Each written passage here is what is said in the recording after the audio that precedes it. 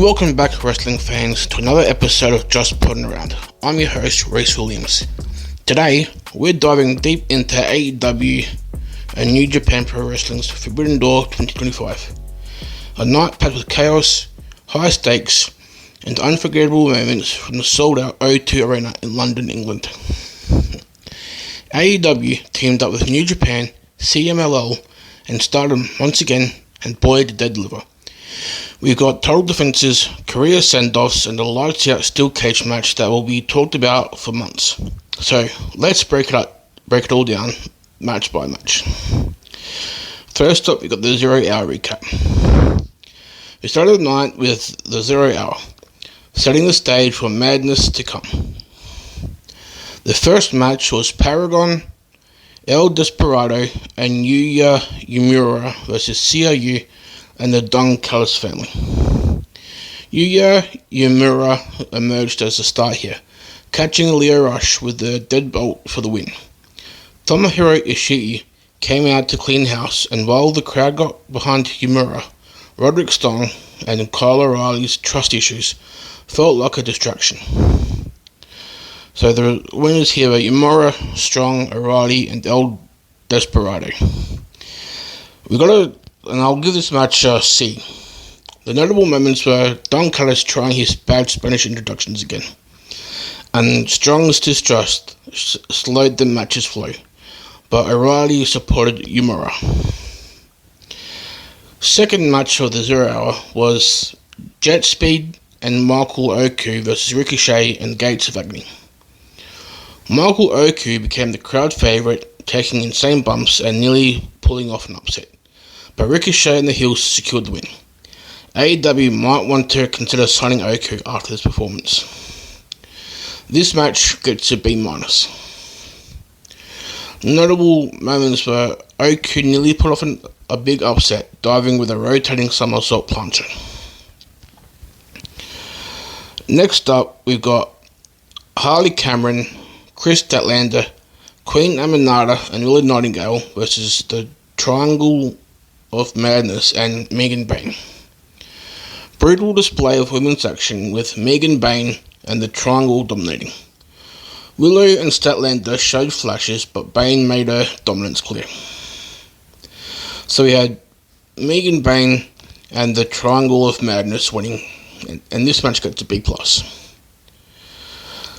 The last match of 0 Hour saw the Ops defending their World Trios titles against the Bullet Club War Dogs.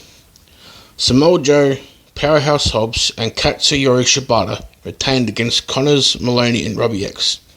Fun six-man chaos, but the Ops remain untouchable for now. And that match gets a B-. So for the main card, the first match on the main show was Adam Copeland and Christian Cage versus Killswitch and Kip Sabian. The Rated R Superstar and Christian Cage found their rhythm, proving that the magic of this reformed team still works. Story-driven, crowd-pleasing, with Sabian getting well protected. And the former ENC defeated Kip Sabian and Killswitch here. That match gets a B+. The next match on the card saw Kyle Fletcher defending his TNT Championship against Hiromu Takahashi. A true standout, Hiromu almost pulled off the upset, but Fletcher retained. A match that made the time bomb shine on AEW's biggest stage yet. So, Kyle Fletcher retained the TNT Championship. Next up, we've got the TBS Championship, with Mercedes Moné defending against Alex Windsor, Persephone, and Berzilla. Moné survived the chaos, retaining against 3 powerhouse challengers. Each competitor got their moments, but Moné's experience carried her through. So Moné retained her TBS Championship. Next up, we've got the IWGP World Heavyweight Championship, with Zack Sabre Jr. defending against Nigel McGuinness. A technical masterpiece, clean, precise, and expertly executed. ZSJ retained, showcasing why technical wrestling is a rare art. And this is also Nigel McGuinness's one of the few matches he's had since coming out of retirement. Next up, we got a triple threat tag team match for the AEW World Tag Team Championships, with the Hurt Syndicate defending against FTR and Brodito. Fast-paced, wild, and full of chaos. Brodito captured the titles in a breakout moment for the duo.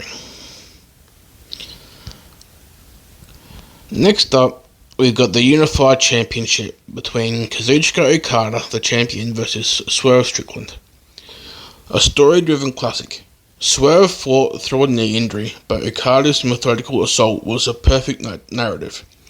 Post-match chaos set up future storylines with Wardlow and Takeshita, and Okada retained the championship against Swerve.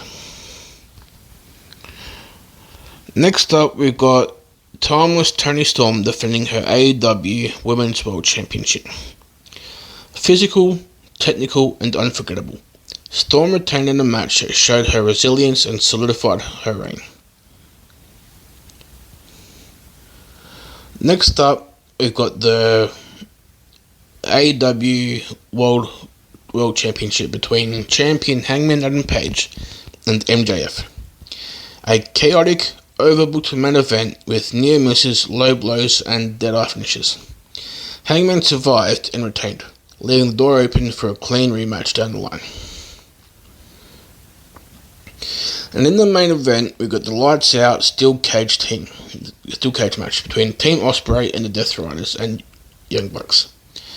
Absolute madness, spots, chaos, and heartbreak. The finale solidified Ospreay as a returning star, while the Death Riders cemented themselves as top heels.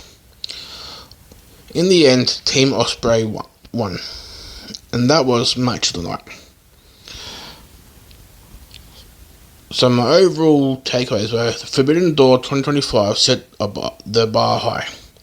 The women's division impressed, Hangman vs MJF delivered classic storytelling, and the lights out steel cage match stole the show. AEW proved that they can deliver unforgettable moments while continuing long-term storytelling. From career send-offs to insane hardcore matches, this was a night AEW fans will remember. Can't wait to see how these stories evolve toward All Out in less than a month. And that's it for today's Forbidden Door breakdown. Hit subscribe for more AEW recaps, reviews, and wrestling insights every week. And remember, if you're a wrestling fan, this is your safe haven. Until next time, keep the fights alive.